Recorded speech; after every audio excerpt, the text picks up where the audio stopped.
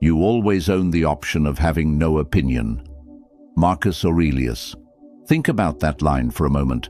How much of your anger, frustration, or sadness has ever been caused by things outside your control? A careless word from someone, a situation that didn't go your way, or a moment where life seemed unfair. We react, we explode, or we shut down. And yet, in the eyes of the Stoics, none of these things have the power to disturb us, unless we give them that power. Anger is one of the most destructive emotions. It doesn't just hurt others, it burns you from the inside. It poisons your peace, your clarity, your ability to think. It makes you a slave to outside forces, something Stoicism teaches us to resist at all costs. Because for the Stoics, true strength is not in controlling others, it's in controlling yourself. Epictetus once said, "It's not what happens to you, but how you react to it that matters." This means that no matter what anyone says or does, no matter what life throws at you, your inner peace is always in your hands. Anger and frustration might rise for a moment, but you have the power to decide what stays in your mind and what passes like clouds in the sky. So today, I'm sharing 8 powerful Stoic principles that have helped me, and thousands of others, break free from the anger trap. And listen, I'm not promising this will be easy, but I'm promising it will be worth it.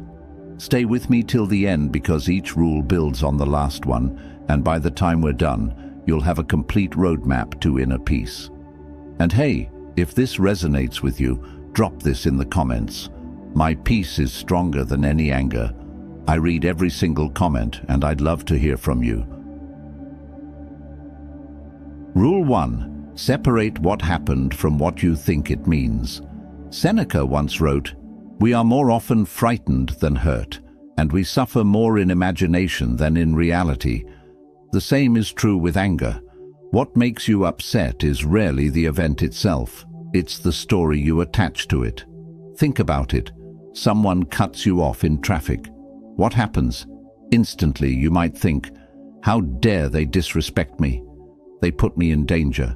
People are so selfish." But what if you change the story? Maybe they're rushing to the hospital. Maybe they didn't see you. Or maybe they're simply careless. But why should their carelessness take away your peace? The Stoics believed that no event is inherently good or bad. It's our judgment that gives it meaning. Marcus Aurelius reminded himself daily, "If you are distressed by anything external, the pain is not due to the thing itself, but to your estimate of it, and this you have the power to revoke at any moment." This is powerful. It means that every time you feel anger rise within you, you can pause and ask, "Am I upset because of what happened, or because of the meaning I gave it?" That question alone can change the whole direction of your day. Practical steps to apply this. Pause before reacting. When something irritates you, force yourself to take 3 breaths before speaking or acting. Those 3 seconds give you back control. Reframe the situation. Instead of thinking, "This is unfair to me," ask, "What if this isn't about me at all?" Detach from the story. Remind yourself, the event is neutral, the judgment is optional. When you start separating events from your judgments, you gain the power to choose peace instead of anger. You stop being controlled by others' behavior, and you start living as the master of your own inner world. Remember, anger doesn't punish the person who wronged you, it punishes you. It steals your calm, your clarity, your joy. Why hand over your mind to anyone so easily? Imagine yourself as a strong tree in the middle of a storm. The winds may blow, the rains may fall, but you remain rooted and unmoved. The storm passes, but your strength remains. Here's your affirmation drop in the comments. No one controls my peace but me. Rule 2. Expect people to be, well, people. Marcus Aurelius began his meditations by reminding himself each morning, The people I deal with today will be meddling, ungrateful, arrogant, dishonest, jealous, and surly. They are like this because they don't know good from evil. Now, why would the most powerful man in the world, the Emperor of Rome, start his day by preparing himself for people's flaws? Because he knew something we often forget. If you expect perfection from others, you are setting yourself up for constant anger. The truth is, people lie, people betray, people are selfish, careless, and sometimes cruel. If you move through life expecting otherwise, every little wrong will shake you. But if you expect imperfection, you will no longer be surprised when it shows up. Instead of reacting with rage, you'll respond with understanding. When a child makes a mistake, do you scream in shock? Nah, you expect it. You guide, you correct, you stay calm. But with adults, we forget this wisdom. We assume everyone should know better, and when they don't, we burn with anger. Stoicism flips this. Expect flaws, and they lose their power to upset you. Seneca gives us another reminder. How much better to heal than to seek revenge from injury? Vengeance wastes time and puts you in the same category as those who wrong you. What he means is this: when people show you their ignorance, their arrogance, or their malice, it is not your job to descend into their chaos. Your job is to remain whole. Here's how you can put this into practice in your daily life. Morning preparation. Each morning, before you step into the world, remind yourself, I will meet people today who are rude, selfish, or unfair, but none of that can rob me of my peace. This prepares your mind so you're never shocked by human weakness. See ignorance instead of evil. When someone insults you, remember Marcus's words. They are like this because they don't know good from evil. In other words, they are acting out of ignorance, not wisdom. Why be angry at someone who does not yet know better? Lower the weight of expectations. If you expect someone never to disappoint you, you're living in fantasy. But if you accept human imperfection, you stop taking things personally. A broken promise, a rude word, or an inconsiderate act no longer surprises you. It simply becomes another reminder that people are human. Strengthen compassion. Instead of anger, once you see flaws as part of human nature, you can respond with compassion. This doesn't mean excusing bad behavior. It means not letting it poison your soul. You may correct, you may walk away, you may enforce boundaries, but you do it without rage, without losing yourself. You walk into a crowded marketplace. People bump into you. Some cut in line, some talk too loudly. Would you be furious at each one? Or would you accept that this is what crowds are like? Life is the same. When you stop expecting perfection, you stop being endlessly upset. Peace comes not from changing others, but from changing our expectations. You cannot control human nature, but you can control how you prepare for it. And preparation is everything. So the next time someone acts selfishly, instead of boiling with rage, remind yourself, I saw this coming. I expected this. Their flaw is not my storm. Because people will continue to be flawed until the day you die. If you wait for a world where no one irritates you, you will spend your life in misery. But if you accept human imperfection, you'll never again be surprised. And when you're not surprised, you stay calm. This doesn't make you weak. It makes you unshakable. Because strength is not measured by how loudly you shout when wronged, but by how calmly you endure without being broken. Marcus Aurelius knew that by expecting flaws, he was freeing himself from the trap of anger. You can do the same. Drop this affirmation in the comments. I expect flaws, but I choose peace. Rule 3. Master the voice in your head. Epictetus once said, men are disturbed not by things, but by the views which they take of them. This is one of the deepest Stoic truths. The voice in your head, The one that comments, judges, and interprets decides whether you burn with anger or rest in peace. It's not the insult itself that crushes you, but the way you replay it. It's not the challenge itself that drains you, but the story you attach to it. This isn't fair. This always happens to me. Why can't people treat me better? The Stoics understood that we don't suffer because of reality. We suffer because of the way we talk to ourselves about reality. And if you want to never again get angry or upset, you must learn to discipline that inner dialogue. If a stranger on the street mutters something rude in a language you don't understand, do you get angry? Nah, because the words never entered your inner dialogue. But if the same insult comes in your own language, suddenly your mind picks it up, repeats it, and keeps stabbing you with it.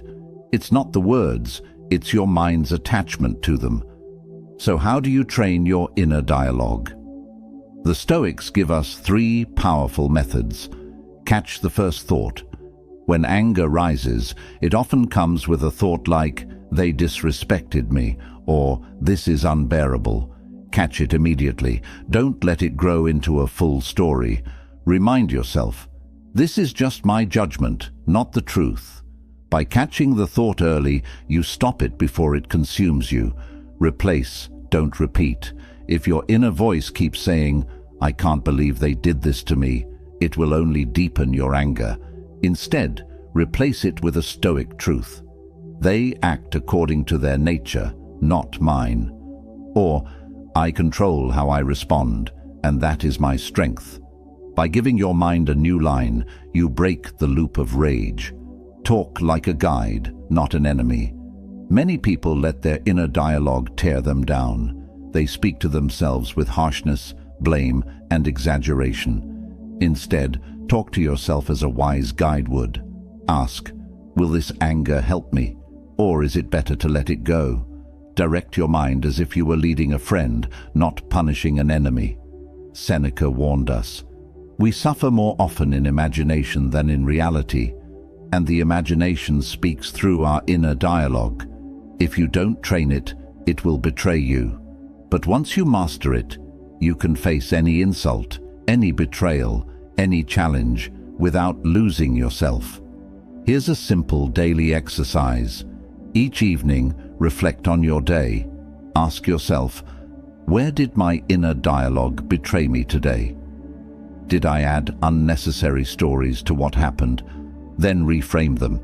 Train your mind to speak differently tomorrow. Another practical tool is journaling. Marcus Aurelius didn't write his meditations to publish them. He wrote them to remind himself of Stoic truths, to discipline his inner voice. You can do the same. Each time anger lingers, write it down. Then ask, what judgment did I add that made this worse? Replace it with a calmer truth. Because at the end of the day, the mind is like a theater. If you let angry scripts run freely, they will dominate the show. But if you rewrite the script with reason and calm, anger has no stage to perform on. The next time you feel anger boiling inside, step back and ask yourself, what exactly am I saying to myself right now? Then notice, it's not the event, not the person, not the world. It's your inner dialogue fueling the fire. And the moment you see this clearly, the fire begins to die. When you take charge of your inner voice, you take charge of your peace.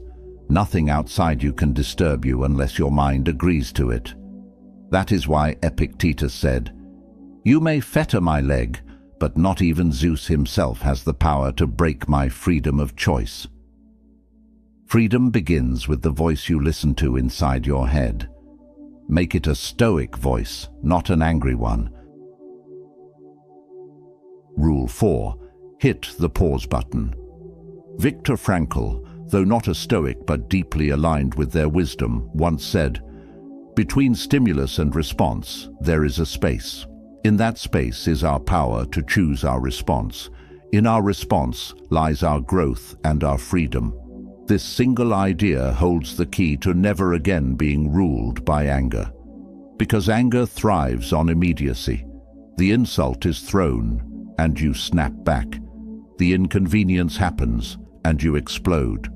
The betrayal surfaces, and you rush into rage. But if you can create even the smallest space between what happens and what you do next, you rob anger of its power. The Stoics were masters of this discipline. Marcus Aurelius reminded himself daily, "You have power over your mind, not outside events.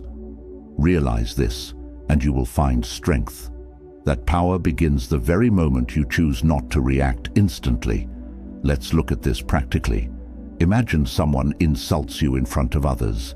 The instant urge is to defend, attack, or shut down. But what if, in that moment, you pause, just for 3 breaths? In those breaths, you remind yourself, "Their words cannot harm me unless I let them in." Suddenly, instead of being dragged into the mud, you rise above it. Or imagine you're stuck in traffic, already late. The car in front moves too slowly, and frustration bubbles.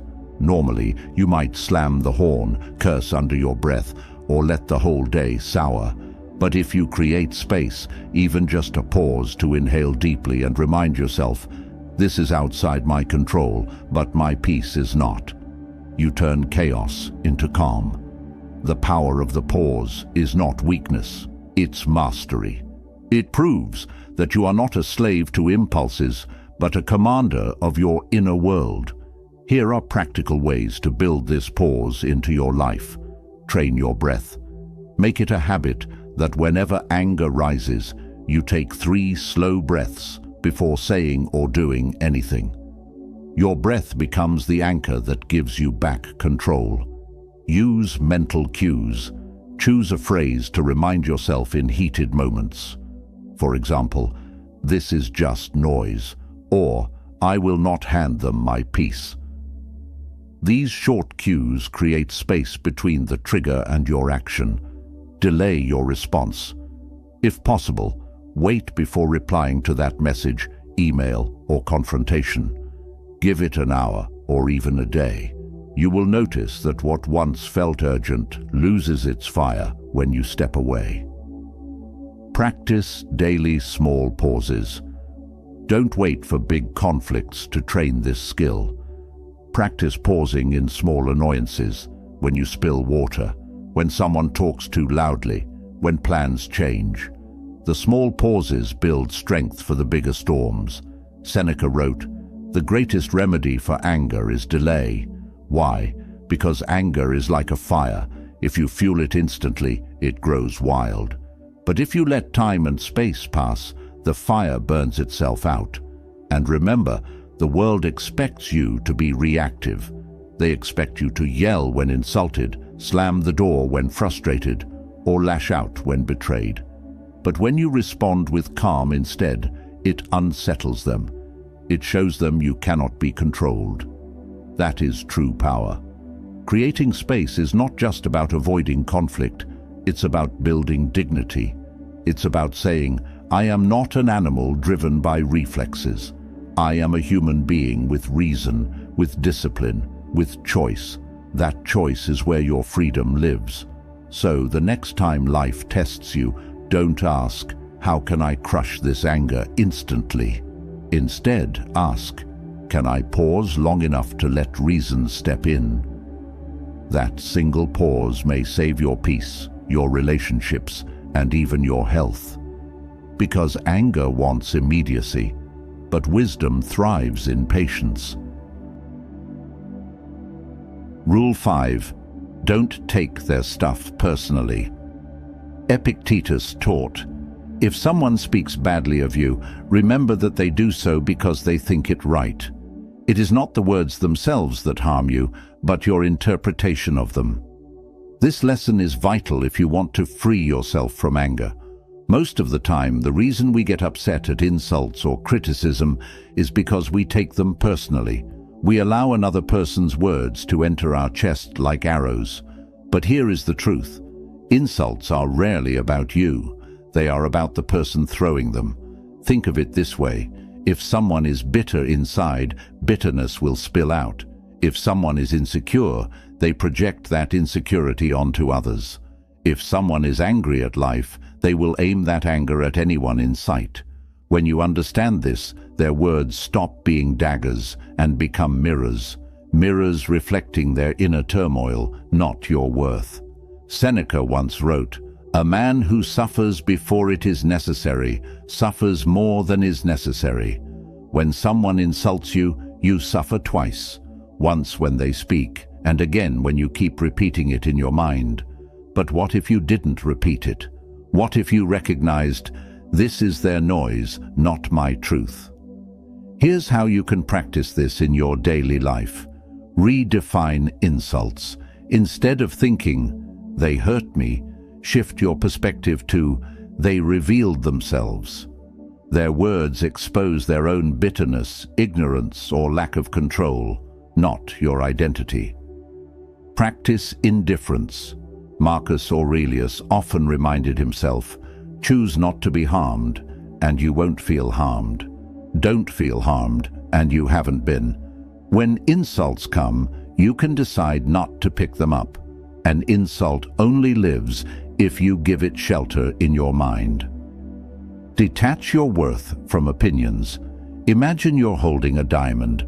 If someone calls it worthless, does the diamond lose its value? Of course not. Your worth is not dictated by what others say. Their opinion is simply noise passing through the air. Respond with silence. One of the greatest ways to prove that insults don't touch you is to say nothing at all.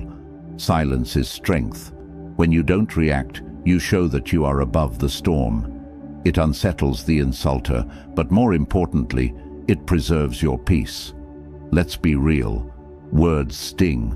When someone mocks you, spreads lies, or tries to humiliate you, the natural reaction is to fight back. But remember, their words say far more about their character than about yours. And if you carry their poison, you let them win twice, first by speaking and second by stealing your calm. Imagine someone handing you a burning coal. If you grab it, you're the one burned. But if you let it drop, it cannot touch you. Insults are burning coals, only harmful if you pick them up. Marcus Aurelius gave himself this advice. When another blames you, or hates you, or people voice similar criticisms, go to their souls, penetrate inside and see what sort of people they are. You will realize that there is no need to be racked with anxiety that they should hold any particular opinion about you. This is profound. Instead of asking, why did they insult me? Ask, what kind of soul must they have to insult another? You'll quickly see, it's their weakness, not yours. So, the next time someone throws words meant to wound you, stand tall in silence and remind yourself, this is not mine to carry. Walk away with dignity and let their insult return to where it came from, their own unsettled heart. Because here's the truth. The moment you stop taking insults personally, you become untouchable. People may shout, mock, or criticize, but their words cannot chain you unless you agree to wear the chains. The wise person doesn't waste energy fighting shadows. They keep walking forward, untouchable in their calm. Rule 6. Drop it like it's hot. Seneca once said, anger, if not restrained, is frequently more hurtful to us than the injury that provokes it. Most people don't just get angry in the moment, they hold on to it. They replay the insult in their minds, they nurse the grudge, they let bitterness grow roots in their heart. But the Stoics saw this as self-inflicted torture. The event happened once, but by holding on, you suffer it 1,000 times more. If you truly want to never again be ruled by anger or upset, you must master the art of letting go, not tomorrow, not next week, but quickly before it poisons your peace. Think of anger like carrying a burning coal. The longer you hold it, the deeper it burns you. Yet many of us choose to keep holding it, believing we are hurting the person who wronged us. But in reality, we only scorch ourselves. Marcus Aurelius gave us this reminder. The best revenge is not to be like your enemy. When you hold on to anger, you mirror the very person who harmed you. But when you let go, you rise above them. You reclaim your dignity and protect your mind from being dragged into the mud. So how do we practice letting go quickly? Name the weight. The first step is to admit, I am carrying this anger. Often we disguise it as righteousness or justice, but honesty with yourself frees you. Once you name the weight, you can decide to put it down, refuse the second wound. The Stoics remind us that the first wound is what someone does to us. The second wound is what we do to ourselves by clinging to it. Ask yourself, why should I keep suffering for something that has already happened? Refuse the second wound, drop it before it multiplies. Shift focus to action. If there's something you can fix it. If not, accept it and move forward. Anger is wasted energy. Turning that energy into purposeful action is how you transform pain into strength. Practice mental release. Visualize the anger as a stone in your hand. See yourself opening your palm and letting it fall. Sometimes a simple visualization helps your mind release what your heart is gripping too tightly. Seneca also said, anger, if not dismissed, is like poison. The longer it stays in your system, the more it spreads, clouding your thoughts, poisoning your relationships, and stealing your peace. That's why the ability to let go quickly is not weakness, it is wisdom. Imagine this scenario. You're in an argument and harsh words are exchanged. Later that night, the other person is asleep peacefully, but you are awake, replaying every word, thinking of what you could have said. Who suffers more? Not them, you. Holding anger is choosing to suffer for someone else's behavior. But what if, instead, you let go?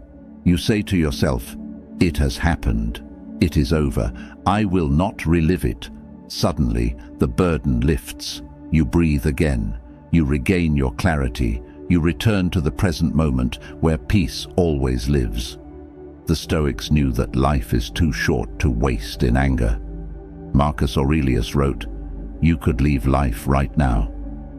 Let that determine what you do and say and think. If this were your last day, would you want to spend it replaying an insult or holding bitterness against someone? Or would you rather release it and live with calm? Letting go quickly is not just about peace, it's about freedom. It means you are no longer chained to the actions of others.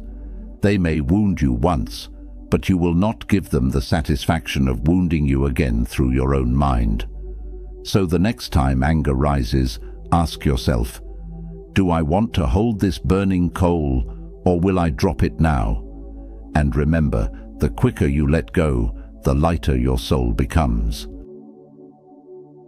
Rule 7. Turn problems into teachers. Marcus Aurelius once wrote, "The impediment to action advances action. What stands in the way becomes the way." This is one of the most powerful Stoic truths. It means that obstacles are not enemies to your peace, they are teachers. Every insult, every frustration, every setback is not something to curse, but something to learn from. Here's the problem. Most of us treat difficulties as personal attacks. Someone disrespects us, and we feel wounded. Something blocks our progress, and we feel cheated. Life turns unexpectedly, and we feel punished. But the Stoics remind us, life owes us no smooth road. The road itself, with its bumps and barriers, is what builds our strength. Think about anger for a moment. Why does it rise? Because something didn't go the way you wanted. But if you change your view and ask, what can this teach me? Suddenly the anger weakens. The problem transforms into practice. The obstacle becomes training. Seneca taught, difficulties strengthen the mind as labor does the body. In other words, just as muscles grow only when tested with resistance, your character grows when tested by setbacks. If you never faced disrespect, how would you practice patience? If no one ever opposed you, how would you strengthen resilience? If life never disappointed you, how would you learn acceptance? To apply this, start practicing these 3 mental shifts. Ask the training question. When someone angers you, don't ask, "Why me?" Instead ask, "What skill is life training me in right now?" Patience, calm, detachment.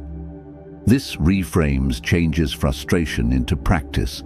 Flip the value of setbacks. When things don't go your way, instead of saying, "This ruins everything," say, "This is part of my training." Treat every difficulty as a weight in the gym of life. Without it, you'd never grow. Honor the lesson, not the hurt. Even when pain strikes, focus on the lesson it brings, not the wound it leaves. An insult may sting, but it teaches you endurance. A delay may frustrate you, but it teaches patience. Let's make this practical. Imagine someone betrays your trust.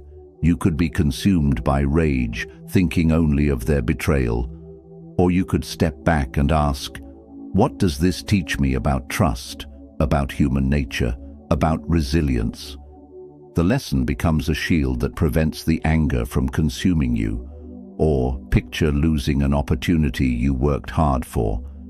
Most would drown in bitterness, but the Stoic response is, "This loss is my training in acceptance. It will strengthen me for something greater." The obstacle doesn't break you, it builds you. Marcus Aurelius lived this daily. As emperor, he faced betrayal, war, plague, and endless criticism. Yet instead of raging at the unfairness of life, he wrote to himself, "The obstacle on the path becomes the path." He used each hardship to strengthen his soul. When you start to see setbacks as teachers, something amazing happens. You stop being surprised by them. Instead of anger, you feel readiness. Instead of bitterness, you feel wisdom. And with every trial, you become calmer, stronger, more unshakable. Because the truth is, life will never stop throwing obstacles your way. People will always disappoint you. Situations will always frustrate you. Plans will always shift. You cannot stop that. But you can train yourself to meet them, not with anger, but with curiosity and strength. So, the next time you feel anger boiling because life isn't going your way, stop and ask, "What lesson is hidden here for me?" And remind yourself, the obstacle is not my enemy, it is my teacher. This shift will not only calm your anger, it will transform your entire relationship with life. Suddenly, nothing is wasted. Every trial is training, every insult is instruction, every setback is strength in disguise.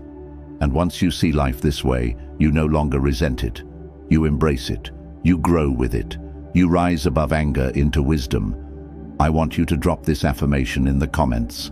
Every obstacle is my teacher, not my enemy. Rule 8. Stay right here, right now. Seneca once said, "We suffer more often in imagination than in reality." This is a central Stoic truth for mastering anger and upset. Much of our frustration doesn't come from the present. It comes from ruminating on what has already happened, what might happen, or what should have happened. Think about it. Someone wrongs you yesterday, and today you keep replaying it. Or you fear that someone will betray you in the future, and your mind spirals into stress. The event itself may be minor or even forgotten by others, but you are living in it over and over again. That is where anger and upset take root. The Stoics taught that your power lies in the present moment. You cannot change the past, you cannot control the future, but you can choose your thoughts, your attention, and your actions right now. Anchoring yourself in the present is like dropping a heavy anchor into a stormy sea. It keeps you stable when the waves of emotion threaten to capsize you. Marcus Aurelius reminded himself, "Confine yourself to the present." By focusing only on what is before you, you refuse to give energy to imagined wrongs, slights, or worries. You stop feeding the fire of anger and instead stay grounded in what truly matters. Here's how to apply this in daily life. Notice when your mind wanders. Anger often arises when your mind drifts to past hurts or imagined slights. The first step is awareness. Catch yourself. I am replaying what happened yesterday. I am imagining a worst-case scenario tomorrow. Awareness is the first anchor. Bring your attention to the now. Use your senses. Notice what you can see, hear, touch, or feel in this moment. Feel your feet on the ground, your breath moving in and out. The present moment is neutral and calm. It does not insult, betray, or frustrate. Ask, what can I do now? Instead of dwelling on anger, shift to action within your control. What steps can you take in this moment to improve your situation or simply preserve your peace? Action in the present dissolves the power of imagined anger. Release the should-haves. Much of anger comes from expectations. They should have acted differently. This shouldn't have happened. Life should be fair. The Stoics remind us that reality doesn't bend to our preferences. Accept what is and anchor yourself in the now. Practice daily presence. Each morning or evening, set aside a few minutes to focus entirely on the present. Even 5 minutes of meditation, mindful breathing, or simple awareness of surroundings can train your mind to return to now instead of living in the past or future. When you anchor yourself in the present, the small annoyances and imagined slights lose their weight. A rude comment is just a comment. A mistake someone made is just a fact. The traffic jam, the delayed response, the misstep, all of it is neutral until your mind interprets it. Epictetus said, "Don't demand that things happen as you wish, but wish that they happen as they do, and you will go on well." Anchoring in the present is exactly that, accepting life as it is, refusing to let imagined scenarios rob your peace, and choosing to respond calmly in the moment. Anger thrives in the shadows of what was and what could be. Peace thrives in the sunlight of what is.